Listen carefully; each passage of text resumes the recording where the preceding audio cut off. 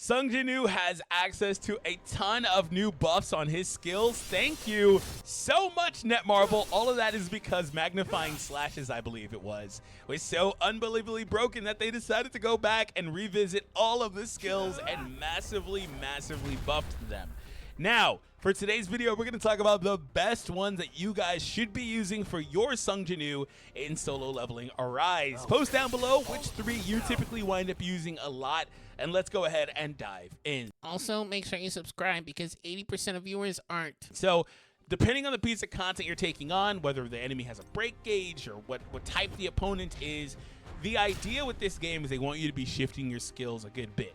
How many of you guys actually do that, or do you not really care as much? You just use your favorite setup and you kind of just roll with those punches. Also, if it's a break opponent, or I guess technically if they don't need a break gauge, are you using a support character that does break? Are you using the pulverized blessing stone? Like, what are you doing? All that stuff does matter in terms of getting the most out of this and making your decision. So to answer this question of which ones are the best, we're going to start off by bringing up my favorites, and then we are going to go rapid fire through some of these other pages because, believe it or not, there's maybe one skill that's just like not great. But the thing is, it's kind of hard to say, or I shouldn't say not great, that's just not good, because there's a lot that aren't great, right? But it's kind of hard to say that, like, yeah, this is the best one, that's the best one, that's the best one, because a lot of these have multi-uses. Are you taking on a horde of opponents? Are you taking on just a boss? Are you in content where you need to do as much damage as possible, not only because of the timer, but because you're taking on like the guild boss or something, and you are going to be getting your damage measured, like, you know, power of destruction. Like, what are you doing, right? A lot of that matters, right? So kind of hard to say because they have all these different skills and they've all got 4 different variants. So let's start off with the top ones that I would recommend. Armor break. Doesn't really matter which ones overall, but armor break is one of the main skills. If you're looking to level up one, it's going to carry you through a lot of content in the game. It's also got most of the most relevant. Okay, well, it's got 4 of the 5 typings, so it's kind of hard not to do this, but it's got up to now the most relevant typings in the game for Jinwoo based content. Light, wind, fire, all of that stuff. Very useful. If I had to pick one, the best one is going to be the wind one. Why? Because it spikes the overall damage your entire team does by applying the debuff of damage taken to the opponent. This is really strong, especially in content like the guild boss. Now, the next one that we're looking at, because we're focusing on breaks to start things off, is going to be Death's Dance. I typically like using the wind one. It's technically the weakest one because it does a weak break.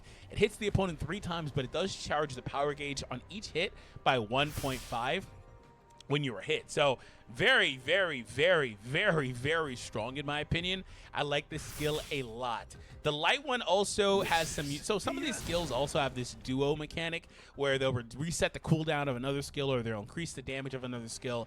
In my opinion, that stuff's cute. I just don't really adhere to that. I don't think you really need to either. Crit damage bonus here with the break, heavy break, very nice. The fire one does really good damage against enemies when they are weak to fire with a heavy break.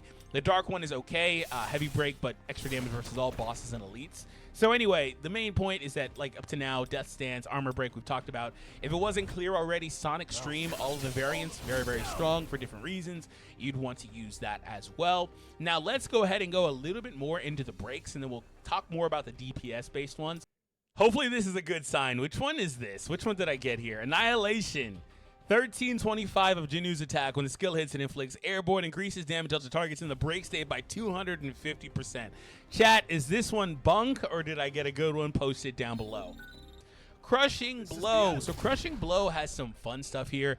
I don't typically wind up using this or recommend too much using it. If I had to say which one is my favorite, I think the counter is useful. It's just kind of, you gotta, counters on all these skills, it's kind of like you gotta be against certain types of bosses because sometimes these are not very good versus some bosses. But I do like the damage, the attack increase here. I like that a lot with the shield. The light one here doing extra light damage against the opponent is solid, but that's all second tier kind of stuff. The real one that I really like is this fire one. Actually, I'd say this is one of the more underrated skills in my opinion. What do you think is the most underrated skill in the game? Post them down below in the comments. This one I like a lot. So medium break, fire element, which I mentioned fire element's pretty relevant right now. Also, knocks down the opponent, charges power gauge by 20%, and increases the cooldown of the user's ultimate skill by 20 seconds when the user uses this skill. Cooldown is 30 seconds on that, so you can't just instantly get an ultimate, right? But still, 20 and 20, I'll take that. That's massive. So what you have here is you've got the best ultimate preparation skill in the entire game. You could couple this with some other stuff like Destroyer set on one of your support hunters if you wanted to do that. I don't think you really need to. You could couple this with the weak break that we talked about a moment ago on Death Stance. You could couple it with some other hunters that do some ultimate-based stuff. But regardless, very, very solid. Really quick, if you're not supporting me, I've still got access to all of these codes and all these rewards that I can give out to anybody that does support me through the link down below in the description. Also, we have a few spots open in my guild, Krillin' It. Be sure to apply in-game. Ideally, you're at battle tier 30 and above, but we're taking a few players. I don't really love any dagger tosses, but we'll get to this in a minute. The last one that we're going to look at is going to be multi-strike from our breaking skills. Multi-strike is one that was really strong for a while. It's got some fun gimmicks on these skills, like the dark one has, invincible. The light one has super armor, critical hit rate bonus, which is actually kind of hard to get critical hit rate bonuses. So very strong there. I did use a good bit of the water one in Workshop, but I haven't checked it recently, but somebody told me Workshop is not weak to water anymore, so that means that this isn't as strong, but it still was useful, right? So the point is with this, I don't really think you're using any of this anymore for the most part, unless you have a setup where you're going double support skills. And if you're going double support skills, by the way, the dark one also increases damage. So let me just finish my double support skills, or break skills I meant to say.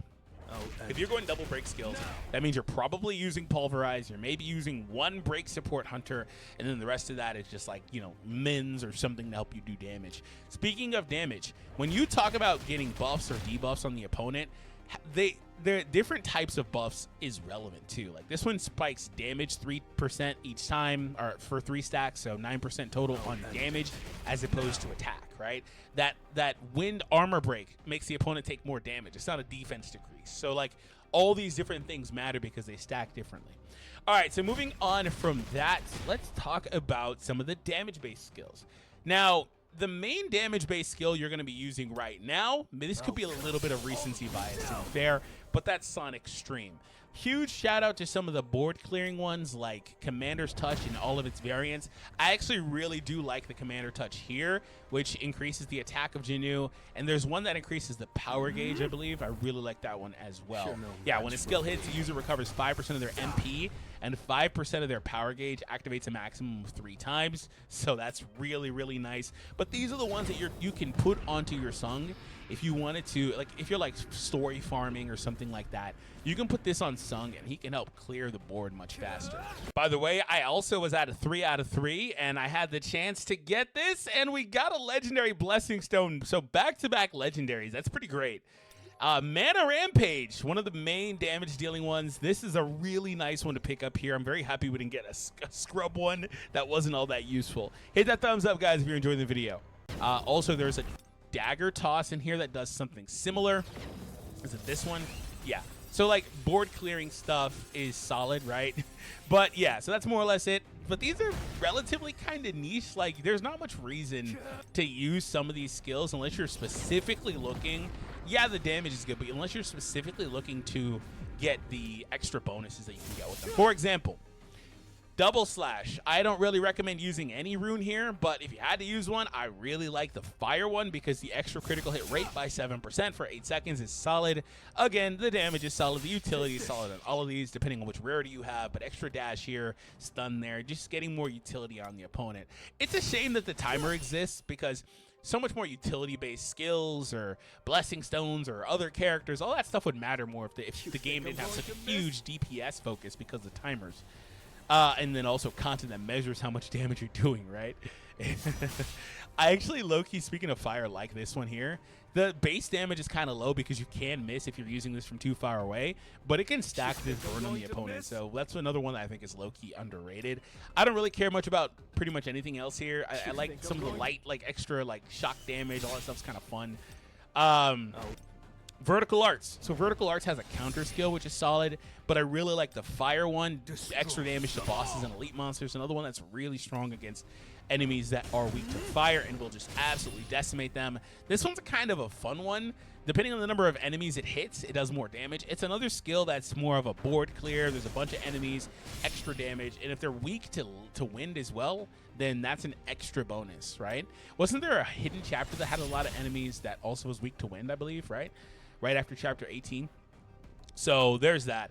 And some of these skills also do extra damage to the opponent once they're already in a break state.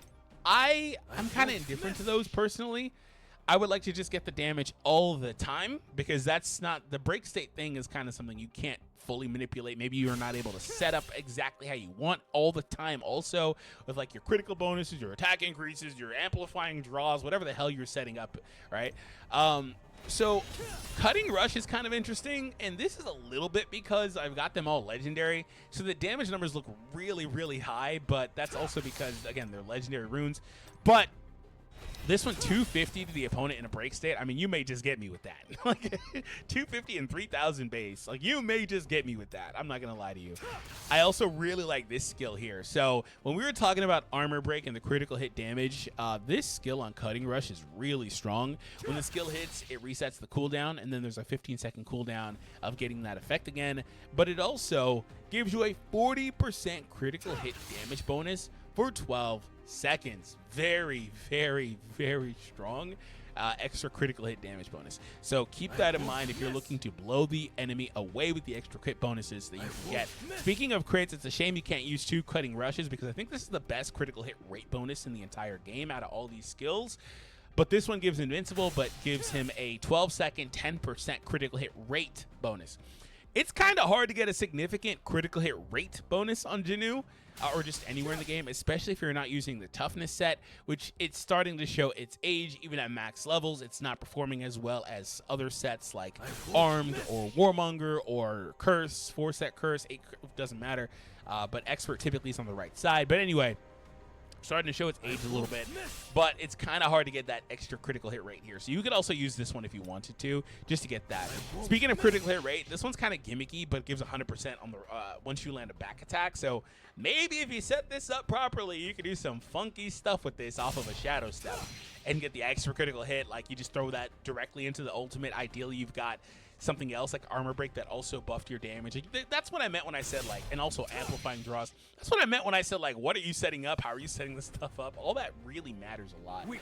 Now, for this skill here, Vital Strike has a lot of skills that are kind of interesting. It's, again, more of a damage-based skill. I love the shield that this gives on the water rune, but the rest of these aren't really doing that. It's just a bunch of hits, as you see here, with extra damage and a high damage number. So with Hone In, so you're going to spike the enemy in terms of, literally, you're going to absolutely destroy the enemy typically with that, especially coming off of the Shadow Step defense decrease. Speaking of defense decreases, I don't really use many skills that give the defense decrease like this one does, because typically I'm trying to get that Shadow Step, and if I don't do the Shadow Step, I also typically have Bloodlust on for the defense decrease that it applies in terms of Blessing Stones. Now, if you don't know how defense works there's one skill in here I think that gives a really high one we're going to get to, I think, in a minute. But the way that this works is that only the highest defense decrease is applied. Shadow Step gives, I think, 70%, right? It's 70%, 60%. Decrease the enemy's defense by 60% for 15 seconds. That's massive. So all these other minor ones that other characters can apply, the other skills can apply, it's not like it's stacking. It's only just the highest one at any given moment. So I don't really typically put too much into that. Like, it's nice, but I guess if I didn't have Bloodlust skill on, that would be nice. This one, increasing the attack by 10% for 12 seconds upon use, is really strong too. This one could be kind of fun if you're using the Reawakening, or the Awakening, whatever the hell it's called, skill on Jin Woo to reduce the cooldown. That could be kind of fun. You could do some fun stuff with that and do a lot of damage because of the extra damage increase, because it should stack. I'd have to go back and look at it. Mutilate, a lot of the same stuff I said applies to Mutilate. There's not a ton that I really care a ton about here. However, this skill is kind of fun to me. It's basically Bloodlust built in. So when the final hit lands, it inflicts airborne and inflicts attack decrease and defense decrease on the opponent. It's basically Bloodlust built into a skill. It also gives you the death QTE. So death is this QTE down here that triggers whenever you knock the enemy down. So that's what that is. I didn't know he was doing like a vertical arts on that or something. That's the airborne one, right? No, this is the airborne. Yeah. Knockdown. Knockdown. Okay, whatever, man. They both go airborne, knockdown. What the hell? So, yeah, a lot of that kind of applies to that. It's like basically that skill. This one's fun because the skill cooldown, but I don't really, like I said, I don't really use or recommend using most of this. Frostbite is solid for this skill, I will admit, but I don't really use it because I don't have a higher level on it. But Freeze Frostbite is a nice little combo. And with that, we've talked about everything. So let's recap really quick. We'll go through the main skills I recommend using are Armor Break and Death Dance in pretty much all content. And then the Sonic Stream is one of the main damage ones that you would want to be using. And then outside of that, it's kind of dealer's choice. Are you going double break? Do you need to get specific matchups like type-wise? Like, do you need this water rune over here? You can couple that with Armor Break, water here. Are you looking to board clear the enemy? Well, guess what? We've got a skill that's specifically for that and can help you with that with hard-hitting moves from the Commander's Touch. There's also some variants in here, like I talked about with Dagger's Toss. And you also can make the decision on, are you trying to get damage or are you trying to get utility? If you're trying to get damage, then some of the skills we just kind of went over, like Mutilate and Vital Strike, are going to be some of the best ones. Cutting Rush, really good too. Vertical Arts is one of my favorite skills because it's got a little bit of everything built into there. And I really don't like sleeping on Crushing Blow. Some of the nodes there that they have, or runes that they have there, are very strong too. And like I said, there are some individual standouts in here that you could also get to put on Sung as well. So now that we've covered all of that, if you guys are interested, I did a video where I talk about the best blessing stones and how you guys can improve Sung Jinwoo and all your hunters in the game as well. Both of those videos are on the screen right now.